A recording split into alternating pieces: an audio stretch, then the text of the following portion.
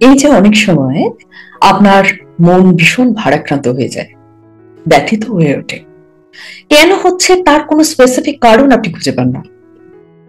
তার একটাই কারণ, দীর্ঘদিন ধরে আপনি আপনার মনের মধ্যে অনেক অভিযোগ, অনুযোগ, ব্যথা, যন্ত্রণা এই সমস্ত জমিয়ে রেখে দিয়েছেন।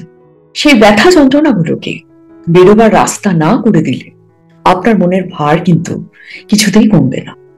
এবং ব্যাপারটা কি হয় জানেন, আমরা অনেক সময় মনের মধ্যে এই নেগেটিভ ইমোশন গুলোকে জমিয়ে রাখতে বাধ্য হই, কারণ জীবনের অনেক এক্সপিরিয়েন্স, অনেক অভিজ্ঞতা সবাইকে বলা যায় না। কিছু কথা বড্ড গোপন থাকে, যেটা একদম ভীষণ নিজের, তাই না? তো সেগুলো আমরা শেয়ার করতে পারি না। আবার অনেক সময় আমরা কাউকে কোনো কথা শেয়ার করব, তার রিপার্কেশন কি হবে, যাকে বললাম সে আমার সম্পর্কে কেমন ভাববে, ঠিক ভাববে না ভুল ভাববে, এইসব নানা চিন্তার ফলে আমরা কিন্তু নিজের কথা বলতে পারি না। তো আজকে এই মনের ভার হালকা করার একটা অত্যন্ত সাইন্টিফিক এবং সাইকোলজিক্যাল টিপস আমি আপনাদের দেব।